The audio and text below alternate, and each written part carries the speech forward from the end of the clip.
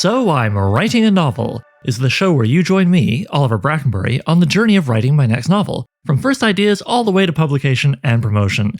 In this one-man reality show, I'll share with you my ever-evolving thoughts and feelings on how I write, being a writer, and everything that entails at each stage of the process. I'll also interview special guests, and, when people send them in, I'll answer listener questions. If you're the kind of person who likes to learn how things are made and get to know the people making them, then this is the show for you. I'd like to say a quick thank you to our Patreon supporters who make this show possible. Patrons receive perks like the audiobook recording of my entire first novel, with each chapter getting like special DVD commentary, exclusive to the Patreon. And I'm actually about halfway through recording my second novel. Yeah. And if you're not one already, you can check out all the other perks and exclusive content over at patreon.com/soimwritinganovel. Last time, I finished off my two-part interview with David C. Smith, veteran of sword and sorcery authorship, going back to the 70s second wave. Today, I'm speaking with kind of the other end of the spectrum. I'm speaking with my sort of professional young person, as I call her. Soph Magliano is, I hesitate to use the word fan because it feels self-aggrandizing, but I don't know, man. She's one of the longer-running fans of my work. We met through the comments section of my YouTube videos back when I used to do that kind of thing, 12 years ago. And I think of her as my professional young person because she's quite a bit younger than me. She was in high school in the comments there. And we've been sort of internet chums ever since. And every once in a while, when I'm like, what are the kids these days doing? I'll be like, Soph, I know. I'll go ask Soph. Well, after a spirited online conversation with a bunch of fellow sword and sorcery fans about, how do we get more people into this thing? And I was like, how about more young people and more, frankly, non-white men and so on and so forth. How do we expand this beyond the main demographic, which seems to be guys who are white and male 35 and up? I thought, hey, what if I did a little bit of market research by sending a half dozen stories, 3 classic, 3 contemporary, to my professional young person, Soph, and got her 10 cents on both the stories and what her thoughts would be on how to try and get more people into this genre I'm writing a novel for. Now, I wouldn't just ask Soph because she's under 35.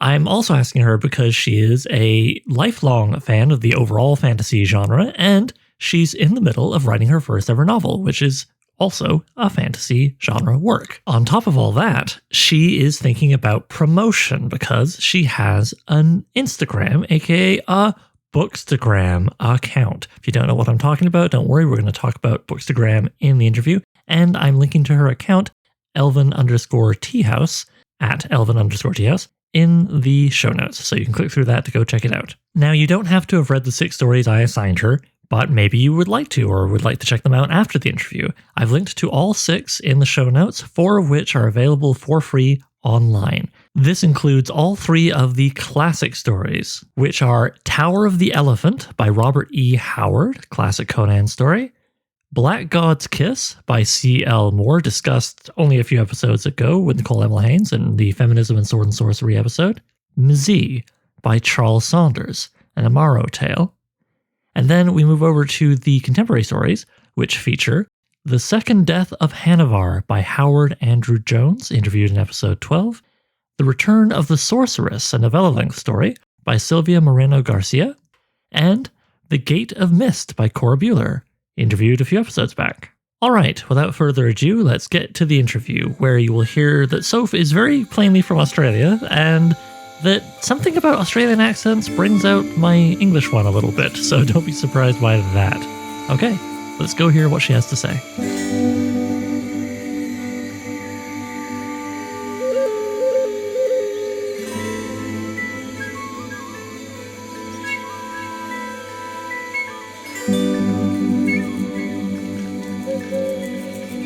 And here I am with professional young person, Soph.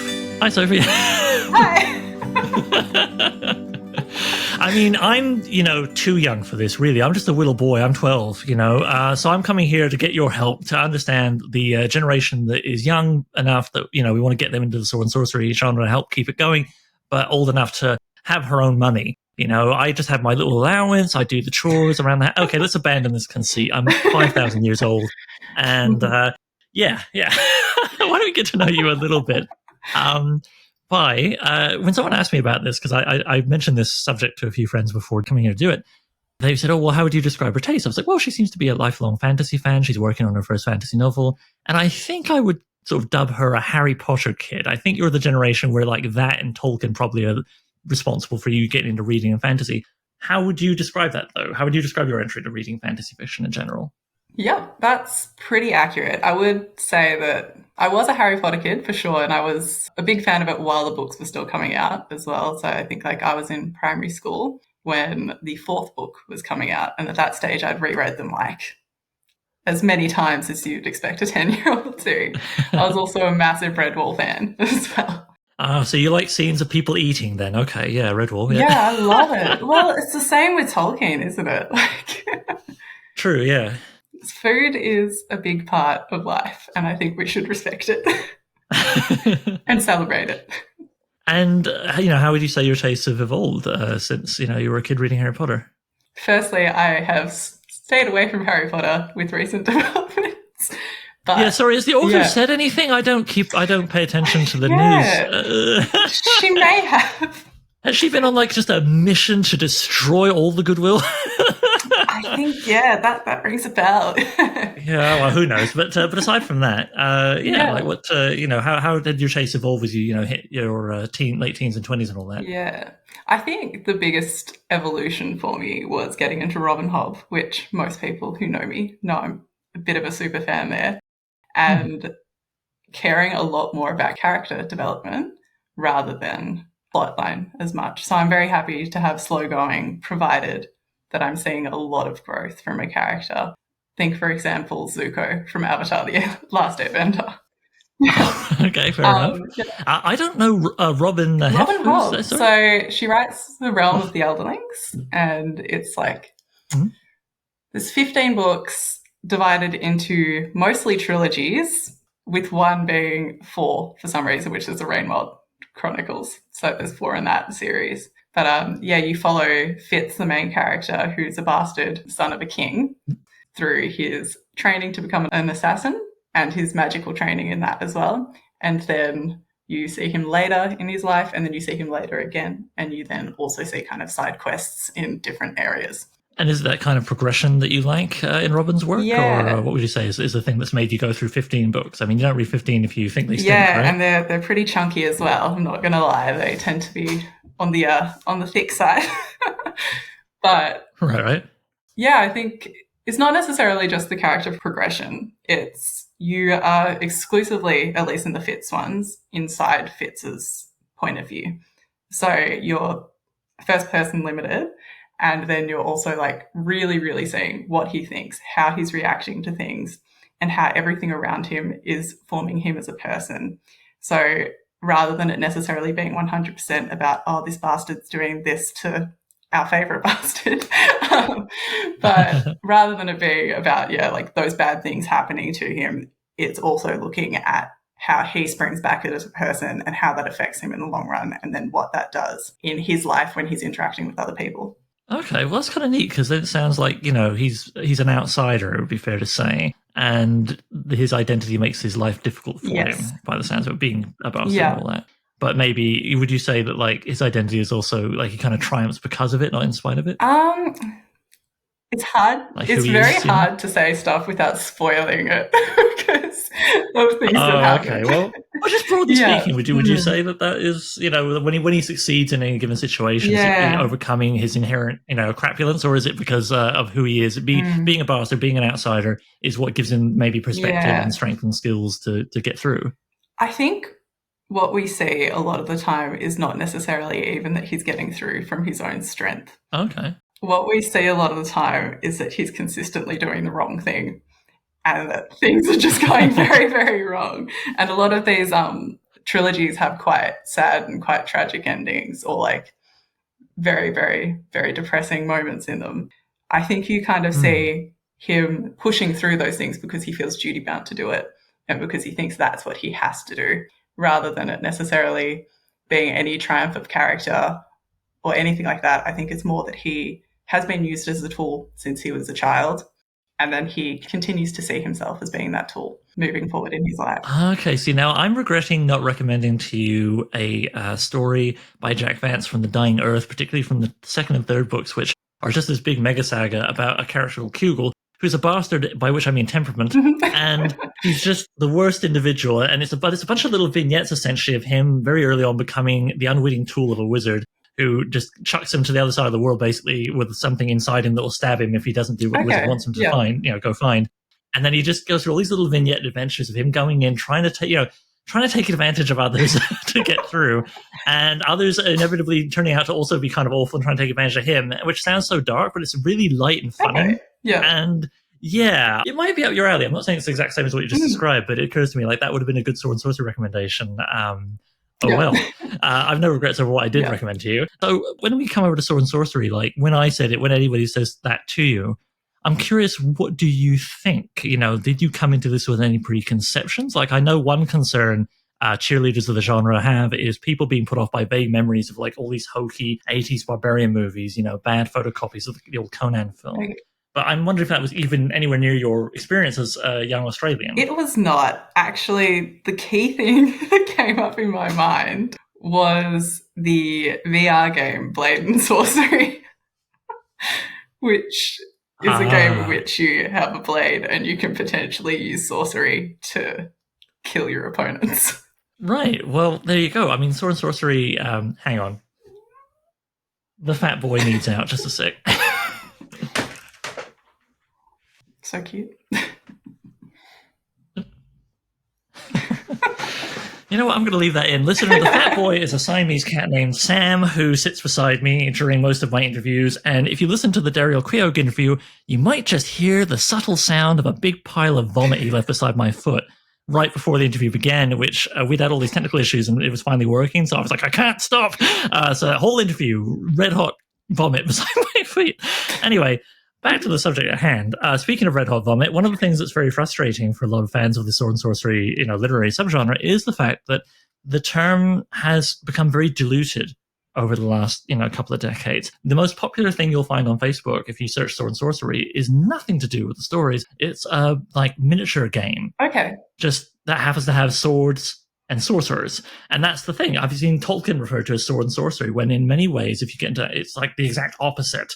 And so, there's this kind of dilution of the term. And so there you go. It reminded you of a VR game where people whack each other with swords, which it's all good. But so literally no preconceptions other than just thinking of a video game. Yeah, that's right. Well, weird way that is kind of encouraging, though, for the other thing, because the other issue that comes up a lot is people worry about it being kind of tainted. Like I say, I don't know if I told you this already by email, but in the 80s, there was kind of a bust after the second boom.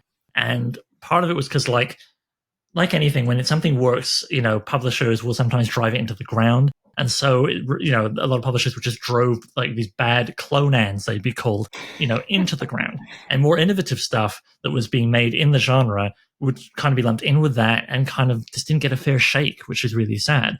So there's this kind of whole alternate universe of what may have been, if the clonans hadn't clogged up the works. And there was the film equivalent of it where the Conan movie came out, was huge, and it's a good movie. I like it. But even its own sequel was pretty crap and inspired a million really crappy copies, usually made in Italy for very little money.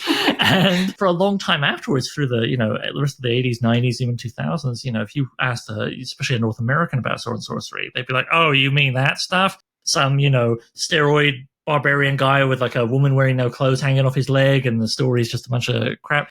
And it's such a shame because right through all those years, really cool stuff was being made and pushing the genre further, but it didn't often get fair shake. Anyway, You get the idea. So it is actually, on the one hand, it's a bummer that, the term meant nothing to you. On the other hand, it's encouraging that none of that sort of baggage remains.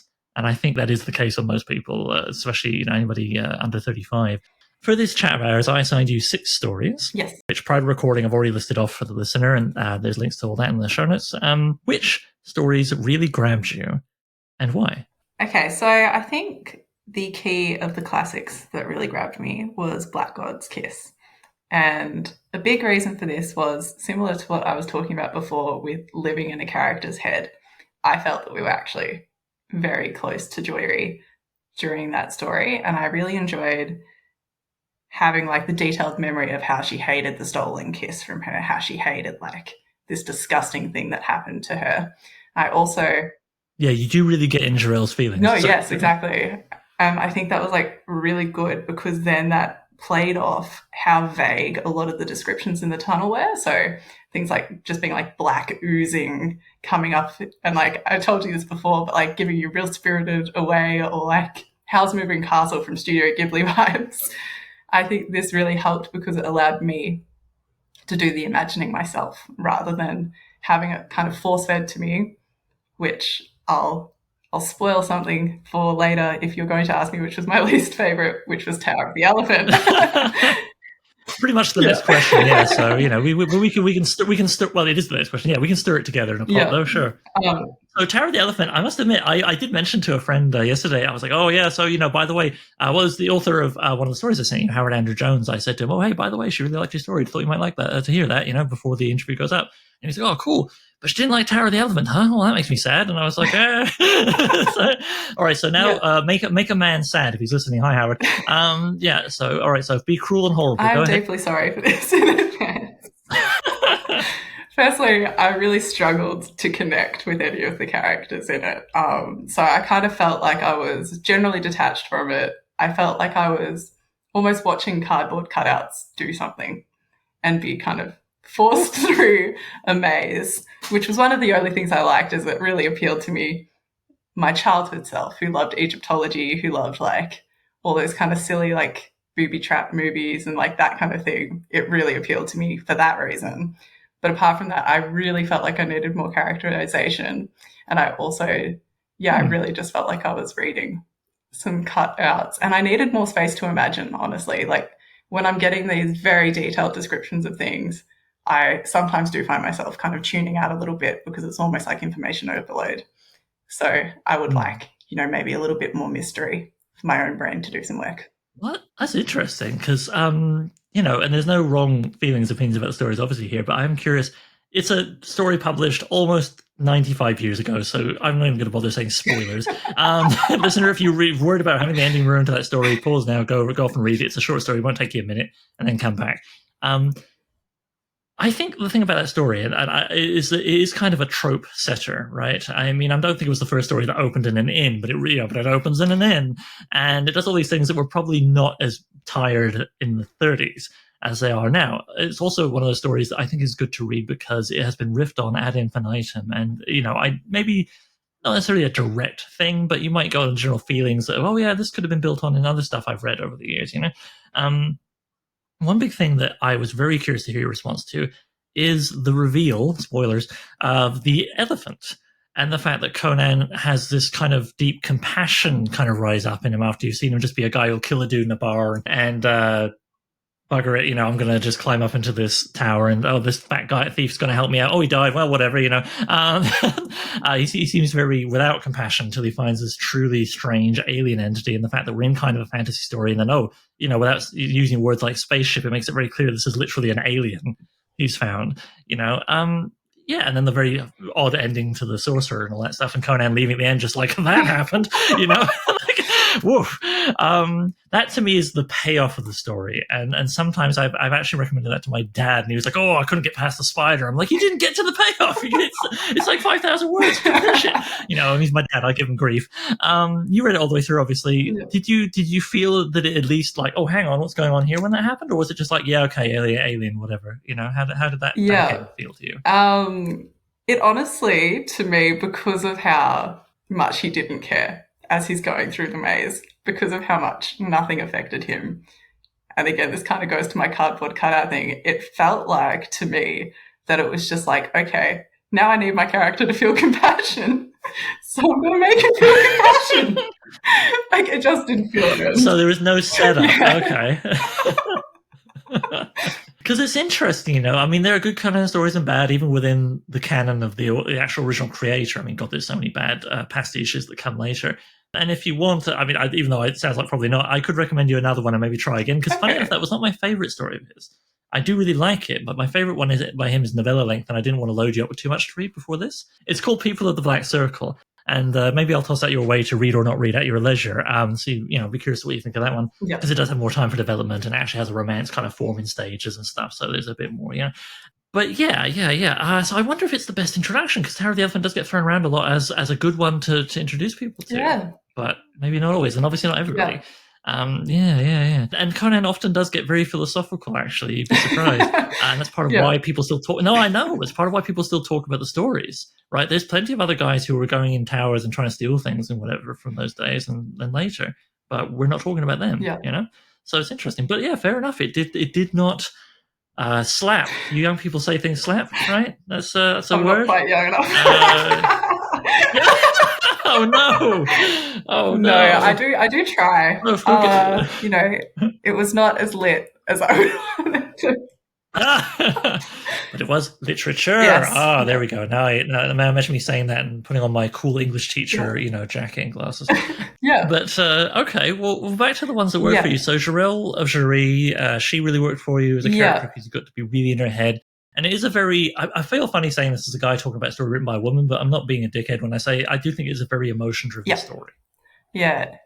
And it sounds like that's partly why you got into it. And I was actually thinking about this when I was kind of compiling my reasons for why I liked certain stories that I read. And all of the stories that I preferred tend to have emotion-driven moments, or at least like some more characterization and more thought put into how their characters feel, and it just made it more logical to me in a way, even though we are talking about emotion here. But having that kind of consistent emotion and having like consistent kind of developments in emotion or changes in emotion just helped me to connect the stories a bit better. So I could talk about Black God's Kiss for like an hour. In fact, I did in a recent episode. So, but maybe you and I can chat about this more some other time. I'd love for you to read there's a sequel to that story. Unusual for the age. There was a direct sequel where she feels kind of awful about what she does to Guillaume and is like, well, maybe if I go back under, I can find a cure. I don't know. Geez, I wanted my kingdom back and I hated the guy to bits, but this is pretty intense what I just did. And when she goes back down, it's completely different. And it's a very interesting sort of two-parter. So I should send you that if nothing else. Anyway, what were the other stories? You mentioned a couple other to me. Yes. So for the newer ones, or new school, as I've been calling them to myself, I like the second death of Hannibal. I did just note down to myself, Hannibal did not, in fact, die. Spoiler. Sorry. Just thought that I might do that. But I enjoyed the fact that he didn't actually die in comparison to the title. So rather than it being a giant walking spoiler, that I was actually like, he didn't die. It was just a play. It's just a theatre. I guess, with a short story, why not? Yeah, you could just kill the guy. Yeah, it's much more likely than someone trying to build a trilogy. Yeah. But what else did you like about it? So I really liked, surprisingly for me, because I'm actually usually not the biggest fan of these kind of, I'm going to call it a gladiator type of feel, where they're kind of put into an arena to fight. I actually really liked it. And I think I probably liked it because, again, completely going to misuse terms around the genre here. Go for it. But I liked kind of like almost like the heist element. Like, this is how we're going to break everyone out. This is what we're going to do. I actually really liked that. I also liked the way that sorcery backfired in the end as well. And joining together to defeat this being, which is what I'm going to call it. What should I call that? I think compared to the others, I've actually thought less about the emotion in this one. It was just a very easy read for me. Like, I was reading it and I was in it immediately, which I think is something that's impressive, because there are a lot of times that I'm sitting outside a story and just being like, yeah, okay. Well, I won't speak for him too much, but I have had the good fortune to chat with Howard quite a bit. And if I know one thing he really cares about, is crafting a quick-moving plot. He's really big on pacing. He doesn't have the characters sit around and just chat about the weather for 20 minutes and then move on to the adventure or whatever. So I wonder if maybe that's part of what got you through was, so quickly was in fact the pacing. There's always one thing leads to the next, leads to the next, leads to the next. I think it may have been, to be honest. Which is odd, because the Tower of the Elephant, I thought, was also quickly paced, but just did not work for me at all. That's interesting, huh? And what did you think of, would you read another Hannibal story? Yeah, I probably would. If someone put it on you. Yeah, I think I would. Yeah. Okay, cool. Well, that's there you go, Howard, if you're listening. Because I don't mean like he needs my encouragement, Jesus. No, I just mean that there's more Hannibal stories. They get published in pretty much every issue of the magazine, Tales from the Magician's Skull, which he's the head editor of. And also I know Howard, it's no secret, he's written a collection of stories, a novel's worth, and is currently shopping it round. So fingers crossed. Yeah. Okay. What now? I think there was a third story that you liked. There was, and this was probably actually my favorite, which was The Gate of Mist. And I think it's very on brand for me, because for me, the gatekeepers are a cult, but they're a good guy cult. And I love a good cult story. I like going in, seeing someone give up themselves essentially to join this cult and then become one with their ways. I actually really also loved the fact that there was a bit of a romance shoehorned in. I wish there was more flagging of it as you went through.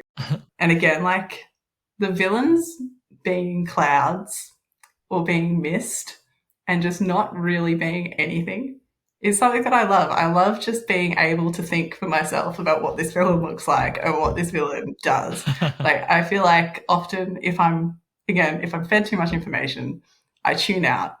And that was something that I really enjoyed with this. And again, like, I think with this story as well, we saw a little bit more of the protagonist's mind again, which is something that I like. Okay.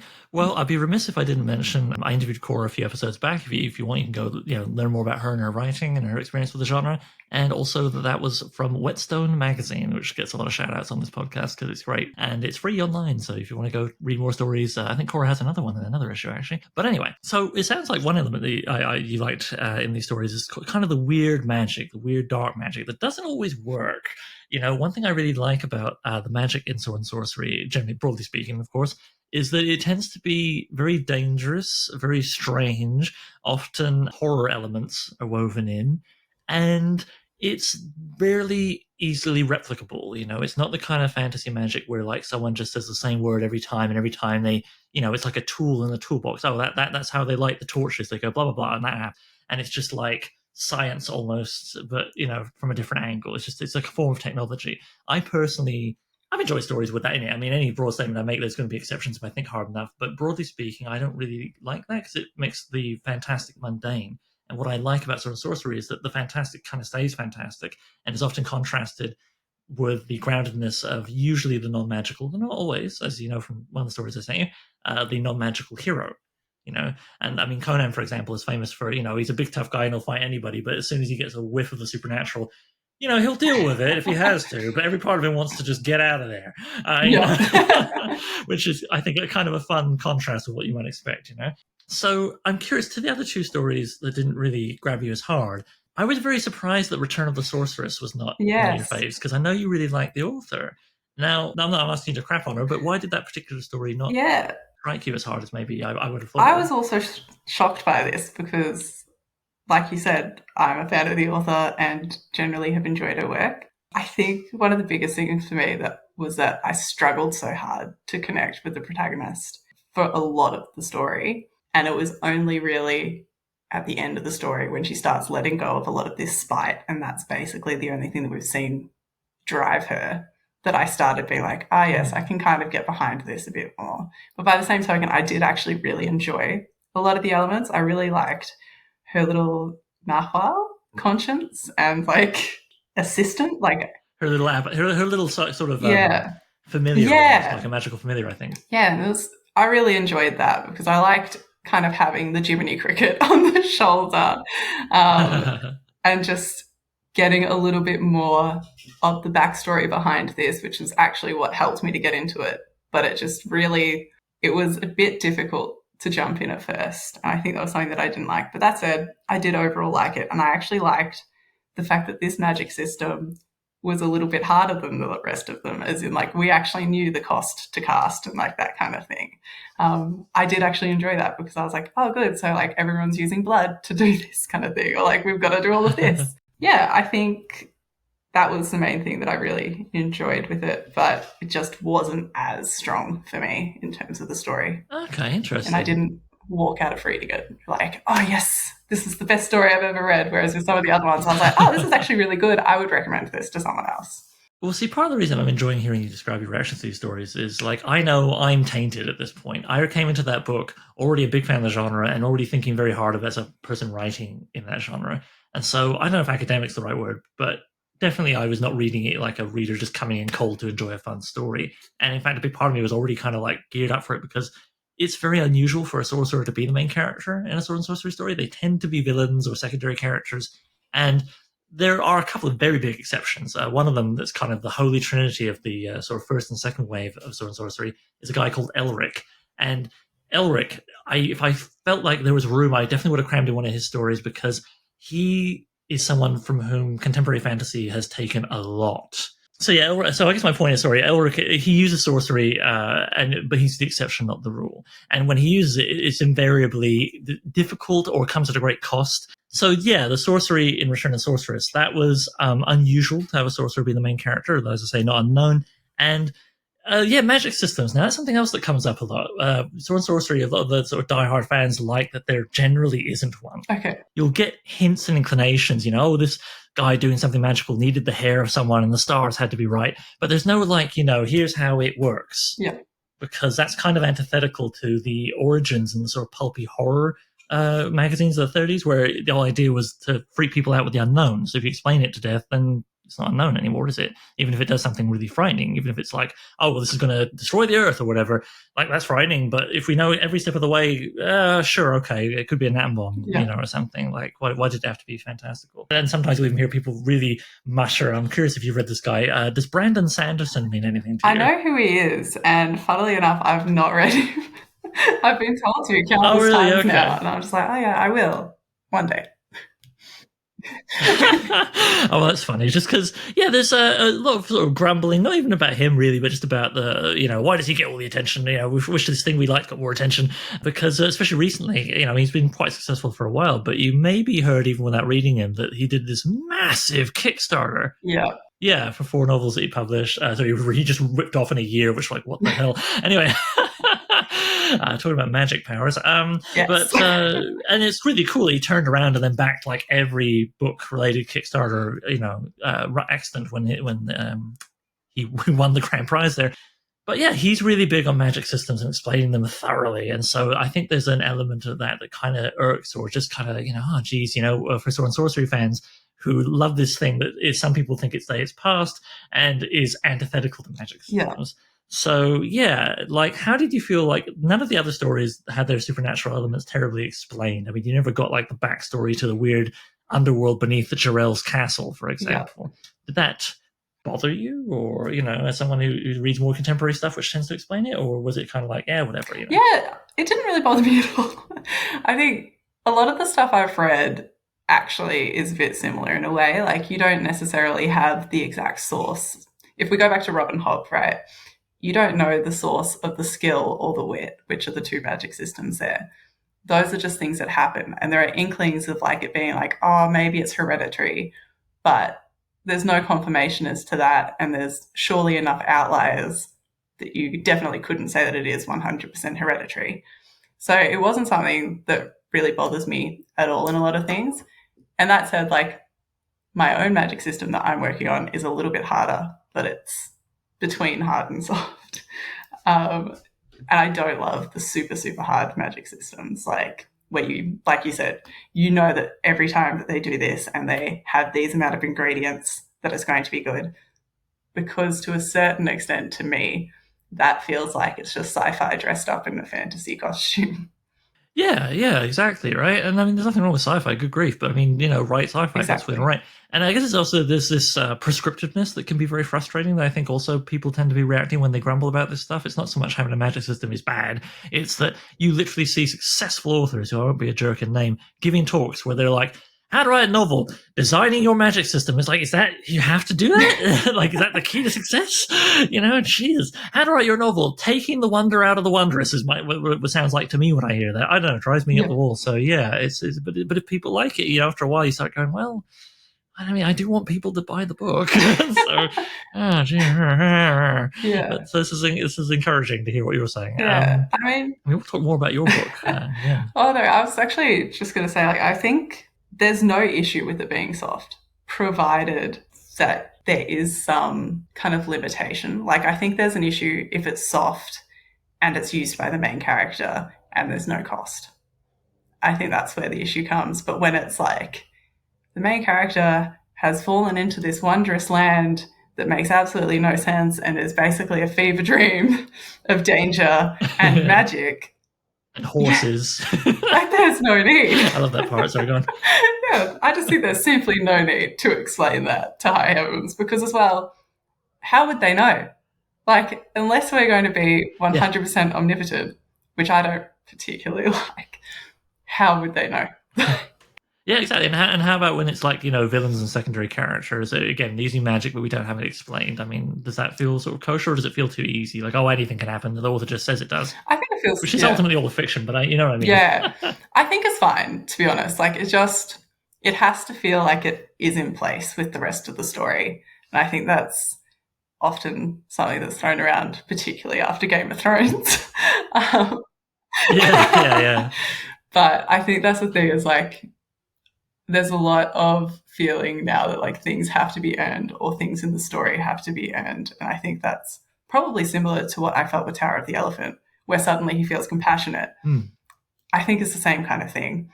If you've never seen magic suddenly pop up and then the villain can do it, then how does that feel earned? And if you've never seen someone being compassionate before and then they're suddenly compassionate, how does that feel earned? And I think that's where I kind of come. Do you think that would have worked for you more if instead of it being a standalone story, it had been like the first chapter in a novella or a novel? Because it's got to show up the first time at some time. No, I think it would have. And I think, it's definitely something that could have been bettered for me as long as I pushed through. And normally, if I'm going to read a book, I will push through at least till midway. So then I'll know whether or not to put it down or not. So... And do you think in short story format, not that, again, I'm trying to bully you into liking Terry the Elephant, but it's interesting to talk about these elephants. Wow, these elements of storytelling, the elephants of storytelling. Listener, I've been up since 3:30 a.m., sorry. What do you think, even if there's just been one little clue, like maybe in the tavern, he kills a guy and all that stuff happens, but then like he flips a coin to, a beggar on the way out, or just, I don't know, that's a terrible example, but I mean, this but better, does something to foreshadow the compassion at the end, if just one moment. Do you think that would have made the difference? Yes, I do think so. I think, like, even just like if he moved back and said like a little prayer over their body or something like that, that's definitely something that probably would have helped me to get on board with it a little bit more, rather than it just being like this Arnold Schwarzenegger type of character who's just like killing everyone and then like, see ya. Like, actually, final question before we move on to the rest of the interview. We've been, obviously the story discussion was going to be the meat and potatoes, but still, how did you imagine Conan in your head? Yeah. Did he look like Arnold Schwarzenegger from the movie? Or? He actually didn't. I'm trying to think how to describe how I imagined Conan. Kind of like Tarzan kind of vibes, I think is what I got. Oh, that's interesting. Yeah. Yeah, because you know what I'll do is after we finish recording this, I'll send you a picture of Conan as he was drawn in the comics that Marvel started doing in the 70s and 80s, that for a lot of people, like, that's what he looks like. And actually, an artist named Frank Frazetta, who was like the artist, if you got his painting on your book in the 70s, boom, it sold. He also kind of defined this, actually, I think about it. I think before the comics did, and the comics took from him. And it's just kind of like a huge muscle-bound guy, as you can imagine, but he also looks like he can move, like he's not a brick. And he just kind of has like a black bowl cut that goes down to his shoulders almost. And then like a fringe, and he's not, but it makes, in a sense, you're like, yeah, why would he be fashionable? But and he's like, women love him because he's a protagonist, and that's what happens, I guess. But he's not what you call handsome. Okay. At least not, he doesn't look like a Hemsworth or whatever. Nice Australian export there. Yeah, I was about to say, bring it back to your homeland. We need more Hemsworths. We're running out. Last thought, any quick thoughts on the Amaro tale, Mzee? So I actually, because you mentioned early on, you were like, oh, I like this one, but then it didn't wind up in your three, that you dug, that you mentioned and yesterday. You know what I think it is? I think it's length, because I still, looking back, really liked it. I loved connecting with Maro. I liked experiencing his struggles. I'm loath to say it was low stakes, but I liked the fact that in the end we're going back to get a baby calf. Like, I just think that was something that I enjoyed, that felt quite nice. Also, the other thing that I really liked was not being in a typical kind of medieval Europe kind of setting, which as a heavy fantasy reader, it does tend to be very Eurocentric. So Yeah. No, Mara was written by a guy called Charles Saunders, who he came right just before the bust happened, unfortunately. So, this sampler of 6 stories I sent you, the publication dates stretch across about 90 years. Did you feel any coherency in like theme, style, character, any of that across these tales? Did they feel of a tradition, or did they just kind of feel willy nilly? I would say for the newer stories and also Z, actually basically everything except for Tower of the Elephant. Wow, the Z kind of sits in the middle. Actually, it is sort of a classic story, Yeah. but it was from the early '80s. It's sort of the oldest, the newest of the classic ones, Yeah. or maybe late '70s. Pardon me, but whatever. It was second Yeah. wave. It was in the middle. So I think for those, I could feel a bit of similarity. I would say actually, I'll retract that. Mm. The Return of the Sorceress and The Tower of the Elephant probably stuck out as being different from the rest to me. Huh. Whereas the other 4, I felt like I could kind of feel a bit more of a similarity.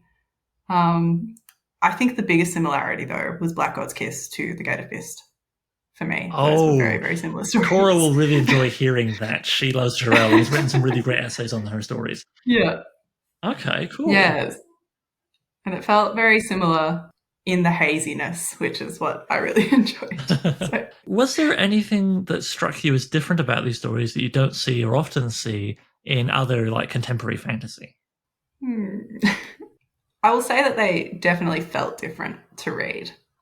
I'm not sure the extent to which I could say that I felt like the elements in it weren't present in other fantasy novels, though. I think there's similarities probably across the whole genre, but I think the key difference is that this has got more of a focus on the adventure than a lot of the other fantasy that I read, which tends to have more of a focus on the characters. Right, and then these tend to be stories of individuals, once in a while a duo, and tend to not be epic in scope. Again, there's always exceptions. Elric has some pretty big stories, but a lot of the time it's like they're just kind of motivated by, I'm trying to get some money, I'm trying to survive a weird situation. It's not necessarily selfish, but it's self-motivated. Yeah. If you have like 5 people going on a quest to save the kingdom, you're not reading Sword and Sorcery. It's pretty much the agreed upon thing with Sword and Sorcery. Okay. In that case, I guess yes, you could say it's different, but I also feel like there are so many stories I've read where it is just one person for most of it, and then they'll occasionally fit back into their troop. Or they'll be there, if we go to Marina Garcia's other novel that I really liked, Gods of Jade and Shadow, the main character there is with a god that she's accidentally freed. And her job is to get that god back all of his body parts so that he can get lost, so he can go back to hell. So I do feel like there's a lot of individualism in fantasy as a whole. It's just whether or not it fits back into the greater group from time to time. Okay. Something I really struggled with was whether or not to send you along with the stories. There's a few that are quite good. Harold Andrew Jones's definition, I think, is quite strong. But my personal favorite is by Brian Murphy because it's flexible. If you haven't heard me talk about this already on the show, it's got 7 points. And the idea is that not that you have to have all 7. It's not a checklist. It's this idea that if you've got enough, maybe 4, let's say, just to pick a number, and the story kind of feels right, maybe you've got Sword and Sorcery going on here. You just kind of look for these qualities rather than prescriptively, check mark them. And I wonder if I should have sent those to you as a way of kind of guiding you on this, but I also didn't want to mess with your perceptions going in. I wanted you to come in, as sort of blank slate as possible. Do you think you'd enjoy seeing characters from novels you've read, the sort of your epic fantasy and other kind of things that you mentioned? Do you think you'd enjoy seeing any of them dropped into a Sword and Sorcery style adventure? Of course. I think that's always something you want. I think, especially with the quicker pacing and stuff, it's a bit and I'm not saying this in a derogatory way before I say this word, it's just what I'm thinking. It's just a bit like how fans write fan fiction, though. I think the more you can see your characters and the more that you can see how they react to different scenarios, the happier you're going to be as a reader, right? Even if it's not something that you would see in their overarching kind of life because it's not relevant to the giant story that's being told. That's always something that I think I'm well, what would happen if this character went and did this? This would be great to see. So I think, it would be really enjoyable and it would be such a fun thing to actually see in a lot of series that are concluded and that you want to stay concluded. Like, you don't want a million spin-offs that make absolutely no sense. Yeah. But you want a little bit more content. Definitely. That would be a really fun kind of way to do it. And I think the short story format really lends itself to that. So yeah, you can just kind of peek at the space between stories or whatever, and maybe not even place it in the continuity. You just have a subtle clue, like the character's age, or they've lost an eye at some point. Yes. Maybe they still have the eye, in the story you're reading. And actually, that makes me think: how did you feel? Because this is another grumble that occasionally comes up in the Sword and Sorcery fan base. They go, "Oh, people just want to read these big phone books, these door wedges," And I mean, the funny thing is, they all of them will have read and enjoyed such books. Of course, I'm no exception. But I do find, especially as I get older, as I head into my teens, I find it harder to commit to books that are like 300, 400, 500, 600 pages. And part of what really got me into Sword and Sorcery over these last few years has been, oh joy, I can get a complete narrative in 5,000, 10,000 words, or a novel that's like 200 pages. And each chapter feels almost like a little story unto itself, not necessarily just a sliver of a big cake that I'm eating. Yeah. As someone who reads a lot of contemporary fantasy, which, I mean, you laid it all out there, 15 books, all trilogies, one of them's a quadrilogy. You are, I know you're not buying fiction like ham by the pound, but it can sound that way sometimes to someone who prefers the shorter end of the spectrum. Was it kind of, a fun break to read short stories? I don't know how often you do that in your general reading. Do you? Yeah, I actually don't tend to read them that often, and it was actually quite funny because it was off the back of me already reading some shorter stories as a bit of a break. Ah. I think it was actually while I was wedding planning, so it was really good to have something short, digestible, that I could chuck into 10 minutes or an hour, just depends how quick I read it.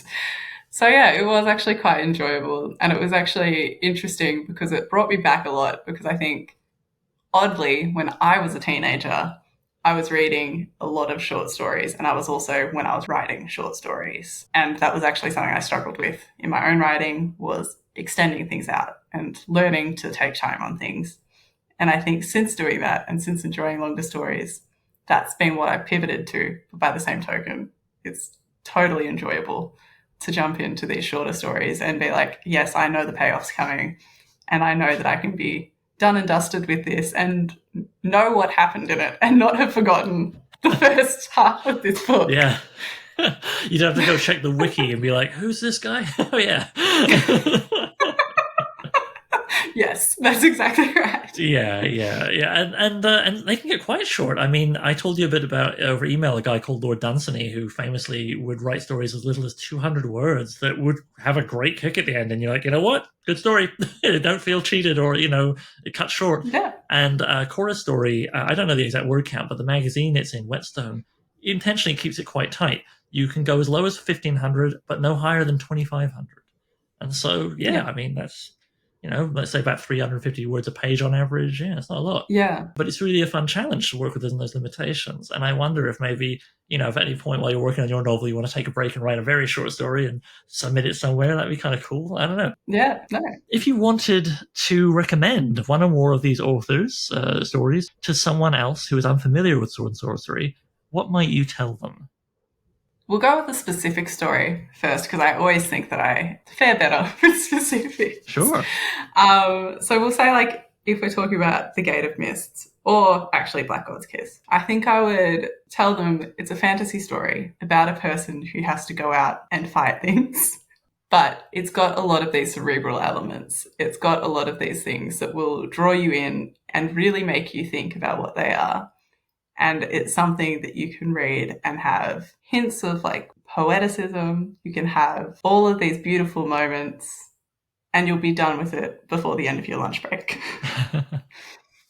All right. And now here's the hard one. Is there anyone in your life, it didn't do it for you, but is there anyone that you think you know who might like Tower of the Elephant? And how might you sell that to them? It's actually funny. So my husband is definitely more someone who would have enjoyed it. Oh, yeah. And I showed it to him and I was like, oh, yeah, I think you'd like this. And I kind of, and this is probably reductive, but I compared it to like Indiana Jones and kind of stuff like that. And then said, you might like this. Honestly, not a terrible comparison, if only because Indiana Jones has its roots in sort of serial adventure tales, which were kind of the filmic equivalent of the pulp stories. from the 30s and 40s. And so actually that makes a lot of sense. Yeah. Nice. I'm glad to have picked that up as someone who actually has very little knowledge.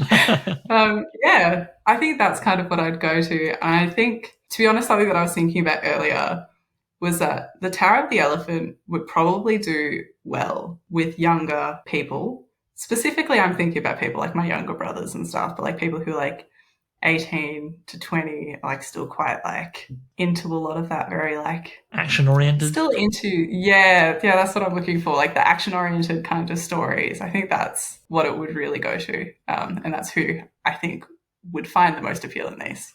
Okay, and so here's the real big question that I primed you for in advance. How would you recommend cheerleaders of the genre like myself try to get more readers under 35 or even under 18 or under 20, whatever, into the genre? Because it does exist mostly in short stories, which sadly people don't read as much as novels. And there's this feeling of like, oh, you can tell people it doesn't take very long, but you're still competing with like video games and whatever else, which I mean, people have been crying about regarding literacy since the radio was invented. So I try not to get too on that, but it is, there's a lot of competition for people's attentions. And, someone could say, oh, I could watch so many TikToks in the time it takes me to read Tower of the Elephant. Yeah, I don't know. What do you think? What would be your tack? Yeah. I mean, as much as I said earlier that I'd tell people that you can finish this before your lunch break is over, I actually don't think it's the best selling point. Like, because I know that if I'm told, oh, you can read this, it's a really short book, it still wouldn't make me want to read the book. I actually need like that selling point, that call to action that would get me there. Yeah. I think something that I've noticed and that I've spoken to a lot of people about is that a lot of the fiction that's drawing people in nowadays is stuff that has kind of underrepresented people at the forefront. And I think given that this genre focuses so much on outsiders, having recommendations there that go, okay, well, this person is from the LGBTQ community, or like this person is a woman and she's gone through this, and this, and then she's adventuring, and like that's the kind of story you're going to be in. I think that's something that will draw people in. I also think that it's just about, like choosing your stories for your audience. So if you know that it's someone who's a younger guy, maybe you'll give them some of the action-oriented ones and sprinkle in some of the more like cerebral elements. But then if it's a younger girl, or if it's anyone who has a specific interest in the romance stories, maybe you'll give them some of those short stories with those romance elements in it first, and then see how much you can build it out from there. I think it's always just sneaking in what you want them to read. Right. And how, it's hard to say this without sounding like 10,000 bloody years old. Even when, as I said, TikTok, I was like, that's the word that ancient newscasters use to signify that they have been told by a younger person about something young people like. I'm sure there's something coming on the horizon that even makes TikTok look old at this point. But in terms of like avenues, how might you recommend? Because I've looked a lot at BookTube, and BookTube actually seems kind of crap for book reviews. It tends to be mostly people just covering the big bums and seats authors who don't really need it, because that will in turn bring bums and seats to their videos.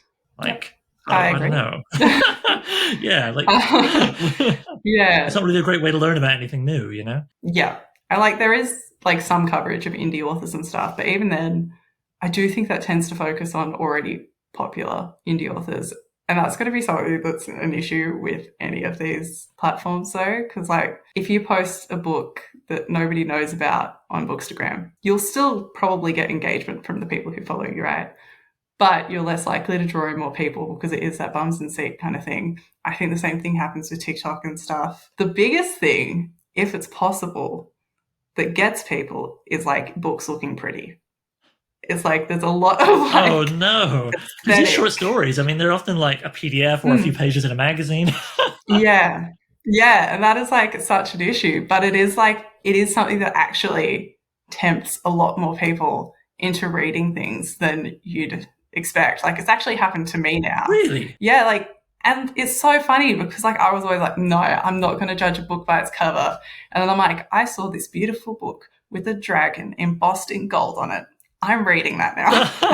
Well, it's funny. People say that, but literally we do it all the time. And if it didn't matter, every book would look like a package of no-name cereal or something, like just book Yeah, you'd written on have my the plain packaging background. laws.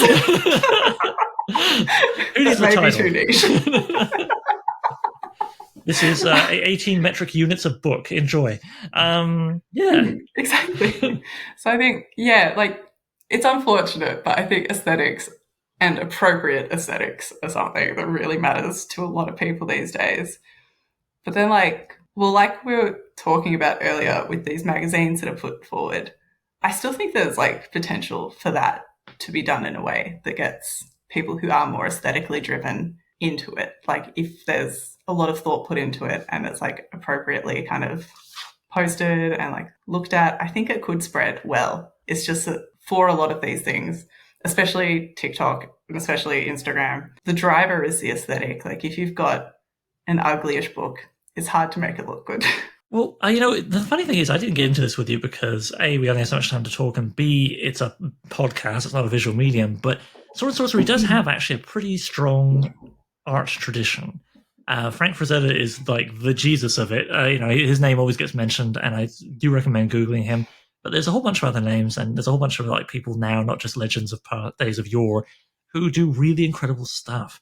And like Tales of the Magician's Skull, part of the reason that I like that magazine is it is very high production value, glossy, lovely painted covers, black and white, wonderful illustrations all the way through. Every story gets a drawing, Whetstone is a lower budget situation, but they always have good art on the cover. And yeah, I think there is room for using.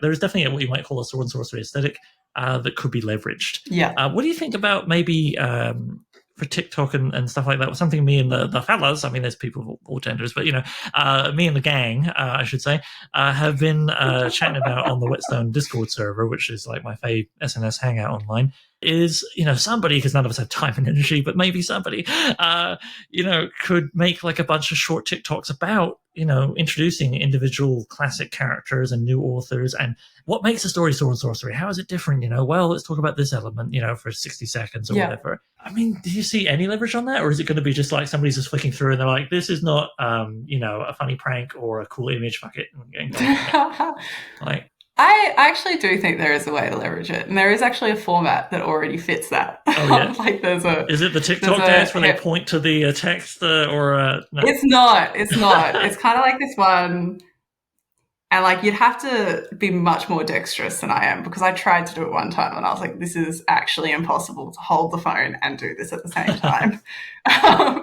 I think maybe they're using like a tripod. Yeah.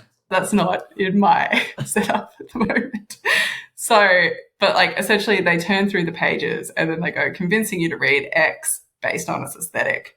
So you might say like convincing you to read Conan's Tales based on its aesthetic, and you show all of these gorgeous artworks and you like have in text there like things about how the story works and what are the features that you would see in each of these tales. And you could do the same thing for the genre and just have like the thing flip through and be like, convincing you to read sword and sorcery based on its like hallmarks, and then kind of go through that. Okay, and how about like, I don't know, reading extremely captivating bits of text, like a really badass description or something in like a 20, 30-second video or whatever? Yeah. I mean, is there anything like that you've seen, or? Not really. About the words in the bloody books on social media in general that you've seen? I have seen like stuff where people do quotes and stuff, but a lot of that happens more in the captioning than in the video itself. Right. And that's kind of an issue. You have to make the trade-off between how far and how wide you want it to go versus the quality, and whether you want to pinpoint it on the quality or whether you want to kind of go like a sprinkler system and then see who you can capture from that sprinkler. Okay. And now real talk, something you probably encountered actually as you were researching and preparing for your own novel. Something that gets thrown out a lot is authors need to have a newsletter. But seriously, how many author newsletters are you subscribed to? No wrong answer, just unless it's a false one. It's one, and it's Oliver Brown. Yeah.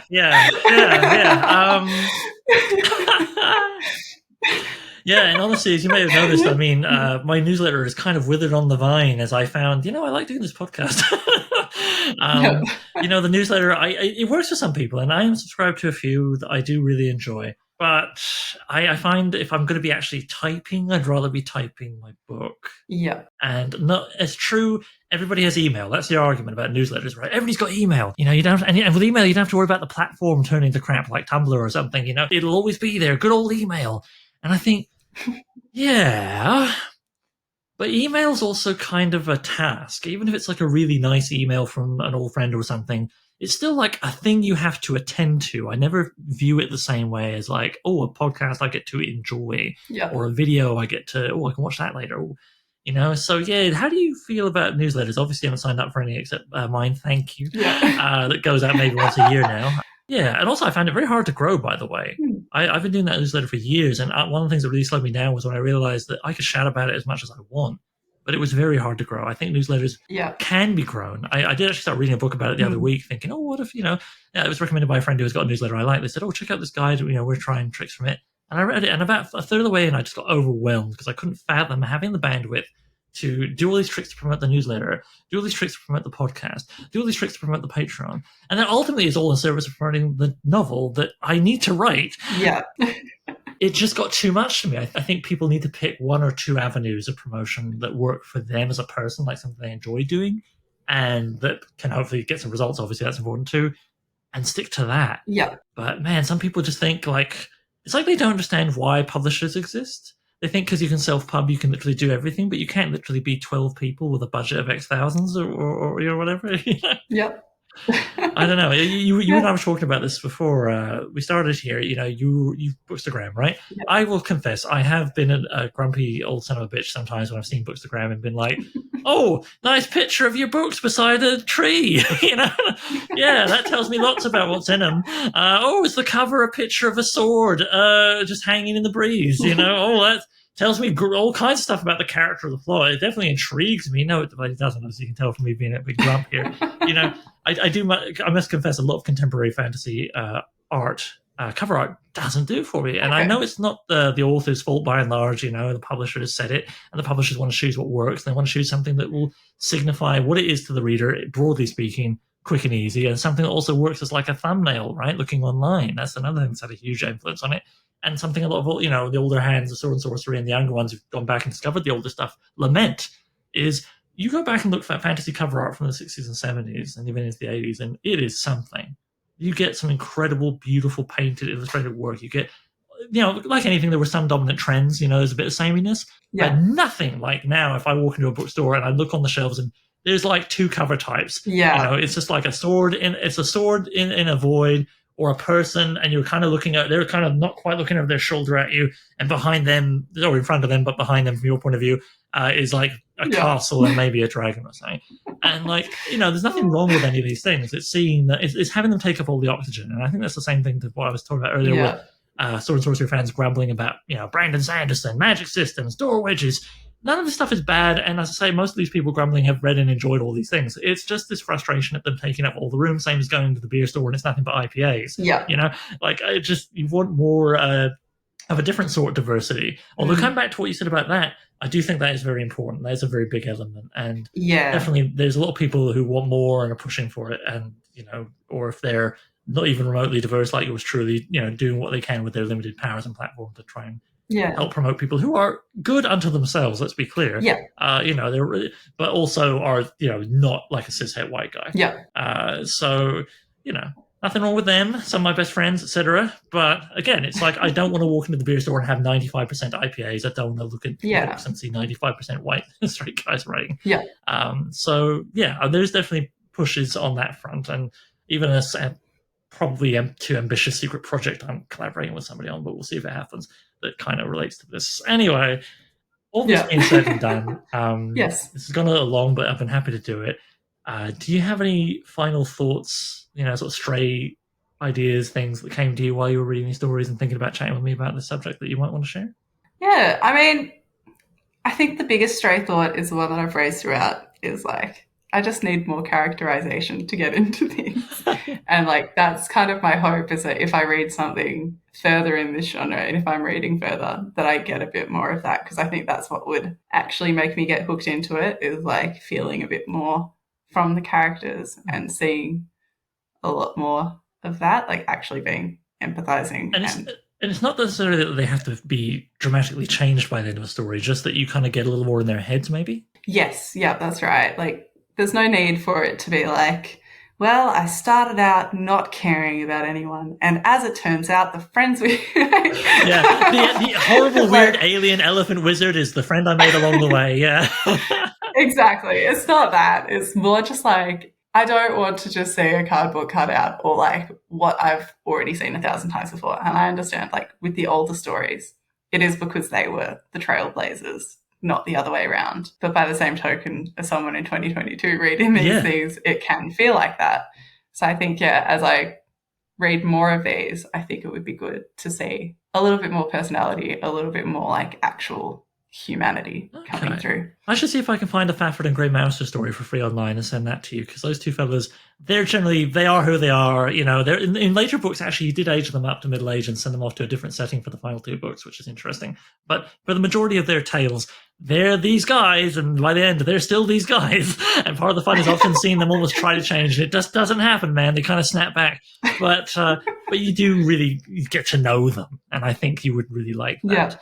Plus, they're just fun stories. They're much lighter tone of. I think of, like, remember I mentioned earlier, there's kind of a holy trinity of the classics, and that's Conan, Elric with his moping, who's kind of Conan turned inside out in a lot of ways, and then there's Fafnir and Grey Mouser, kind of twin take one spot of the trilogy. Yeah. And yeah, they're more swashbuckling, and I think you might get a kick out of them. Plus, again, they have hugely influenced all kinds of big names, that including ones that I imagine you've read.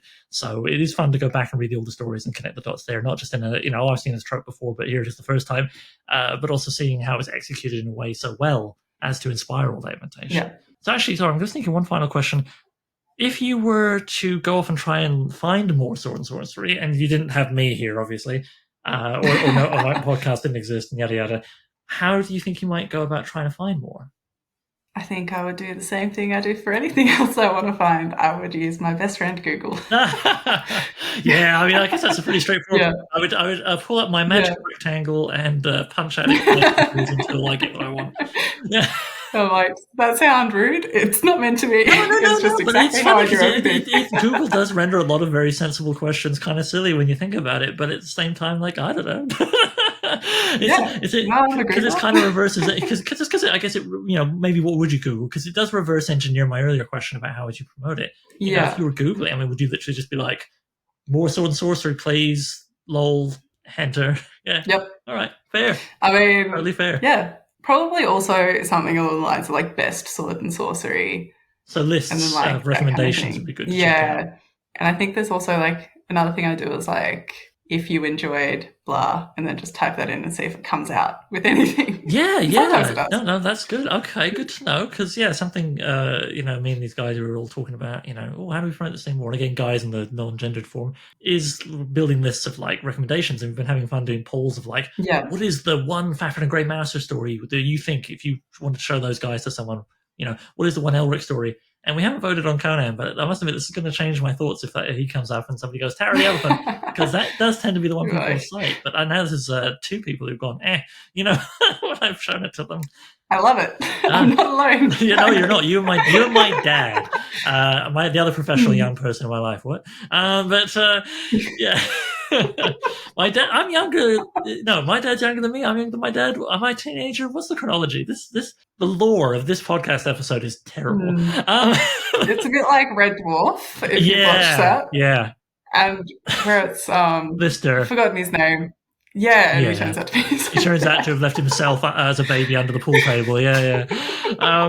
So as we draw this to a close, could you tell listeners a little bit about writing your first fantasy novel, a bit of the premise, if you're comfortable sharing, and where people can find you online, author-wise? Cool. So my novel that I'm working on is unnamed at the moment, but it essentially follows the story of a girl who's leaving a horrible situation to go into a cult because she thinks that's going to be better. Is it? She doesn't realise it's a cult at first, of course, but it turns out to be rather shit. Just bad snacks, really. The terrible snacks. Yeah, exactly. Sorry, it was like bad. No, it's all good. It's just, bad vibes and like just, not everything she was seeking out in her life. But that cult also teaches and utilizes magic, and that's a lot of how it actually has established its kind of locations across the globe. And then the story becomes, how does she escape this? And what happens next now that she's escaped? Have you watched the Elizabeth Olsen movie from before she got sucked into the Marvel Universe? Elizabeth Olsen? Not neither of the twins. Yeah, Elizabeth Olsen. No, I know who she is. Sorry, you just squinted real hard, and I was like, now I'm the young person. I know who Elizabeth Olsen is. Me and like 6 billion other people at this point. But anyway, Elizabeth Olsen, 2011, I want to say. And it's a funny title. It's actually a bit tricky to say because it's like 4 variations on the same name. Okay. So it's like Mary, Martha, Marceline, whatever. But if you just like mash that into Google, it'll be like, did you mean this movie everybody messes up the title of? It's about her having just at the very beginning of the movie escaped a rural sort of, I guess kind of New Englandish, north of New York, whatever, a rural kind of cult, and escaped to her sister, who's a bit older, married, and has a bit more together, escaped to her sister and her sister husband's cottage by a lake. And she won't tell them like what's up. She's just been off the grid for a while. And it's a neat story about her trying to like be a person again after having been in this cult that's very prescriptive of how you behave, and it's very different from society. And then this constant nagging fear that they're going to come find her, and then it gets flashes back and forward to her how she wound up with them and all that stuff. And it's very rooted in real life. Like it's not, don't look for wizards and stuff in it, but it's incredibly compelling, and it might be, I don't know, some good inspiration for what you're working on. Seems right up my alley, I'm not going to lie. Like I said, cult's very on brand for me right now. Which also, actually, you should maybe look into some Lovecraft, because Lovecraft isn't sword and sorcery, but he hugely influenced it. Him and Robert E. Howard were big buddies who wrote each other endless letters. There's huge compiled books of their letters. And Lovecraftian weird old gods and stuff, you'll catch them showing up in Conan stories. And the continent that Conan adventures on will get mentioned in Lovecraft stories. And it's just like funsies, like they're inferring connections. It's not like a big lore thing you have to learn. Yeah. But it's really cool. And Lovecraft's horror, I mean, cults are a big part. I'll just say that. So again, maybe I can send you some recommendations after this. But all right. Well, thanks so much for chatting with me, Soph. It's been really fun. And also really fun to actually like have moving mouths and voices when we've been kind of chatting for 12 years. No, it's like, were you a human before this? We may never know. You were Schrodinger's human. Finally, my humanity redeemed as a little boy of 14. You met me when I was 2. Online, yes, I'm definitely not turning 40 in a couple of weeks. Oh, God. Well, on that note, I don't know. Thanks for being here. Bye. Bye. So I'm Writing a Novel features original intro and outro music by Gloria Guns and is hosted by yours truly, Oliver Brackenbury. If you'd like to submit a question, then please email it to soimwritinganovel@gmail.com. You can also holler at the show on Twitter. Look for @so_writing. That's @so_writing. Please consider sharing the show with anybody who might like it, or checking out any of the other ways you can support the show by heading to soimwritinganovel.com/support the show, which has things like links to our Patreon, Coffee, and PayPal. Thanks for hanging out with me, and Soph, and I'll see you soon.